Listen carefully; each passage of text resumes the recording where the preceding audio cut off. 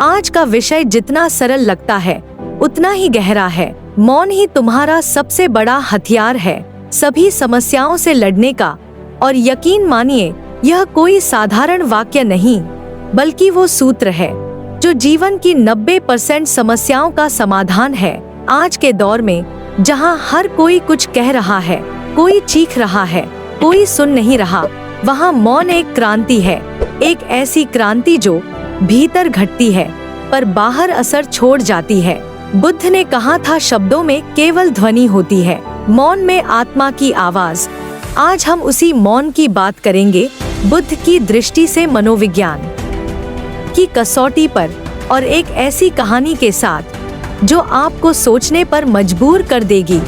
तो चलिए शोर से शांति की इस यात्रा की शुरुआत करते हैं। बुद्ध का जीवन स्वयं में मौन की मिसाल था। उनके मौन में केवल चुप्पी नहीं थी, वहाँ शांति थी, स्वीकार था, और सबसे बड़ी बात समझ थी। आज जो कहानी हम आपके लिए लाए हैं वह बुद्ध और उनके एक प्रमुख शिष्य आनंद से जुड़ी है।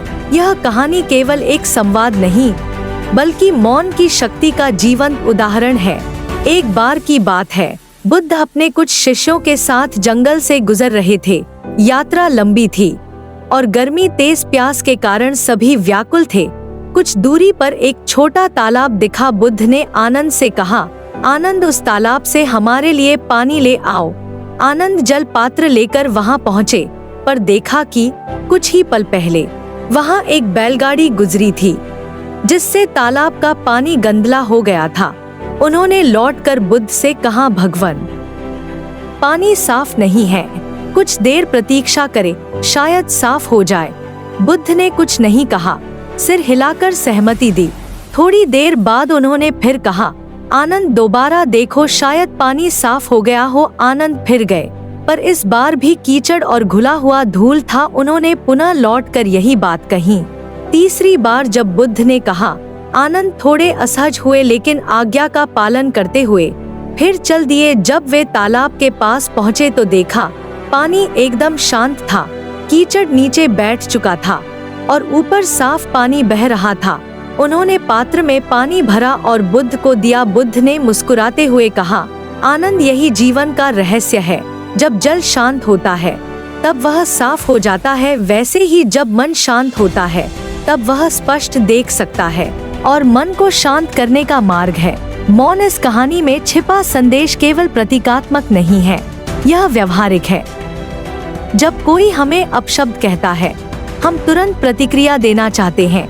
हमारे भीतर एक आंतरिक तूफान उठता है जो शब्दों के रूप में बाहर निकलता है, लेकिन यह प्रतिक्रिया प्रायः परिस्थिति को और अधिक उलझा देती है।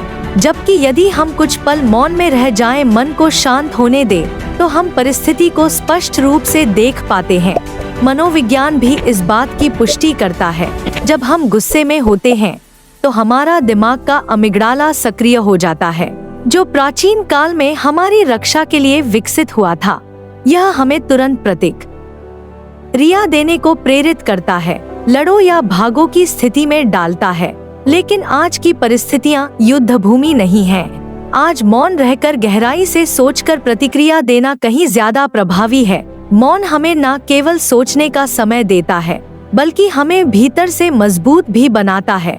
यह आत्मनिरीक्षण का द्वार खोलता है। जब हम चुप होते हैं तभी अपने अंदर की आवाज को सुन पाते हैं। बुद्ध ने एक बार कहा था, यदि तुम सच्चाई को जानना चाहते हो तो मौन में उतर जाओ। मौन का अर्थ केवल शब्दों का अभाव नहीं है, यह एक अवस्था है जहां हम केवल प्रतिक्रिया नहीं देते, बल्कि भीतर से उत्तर पाते हैं। यह मौन वह है जो क्रोध को भी शांत करता है, भ्रम को भी स्पष्ट करता है और अहंकार को भी पिघला देता है। बुद्ध के जीवन में कई ऐसे क्षण आए जब उनसे उल्टे सीधे प्रश्न किए गए, अपमानित करने की कोशिश की गई, पर उन्होंने शायद ही कभी क्रोध में उत्तर दिया हो।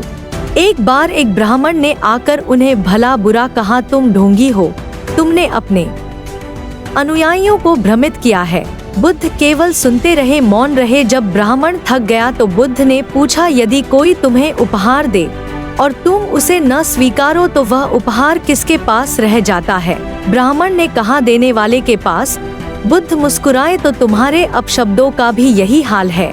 यह केवल शब्दों की सुंदरता नहीं है, यह एक ऐसी अंतशक्ति है जो केवल मौन से आती है।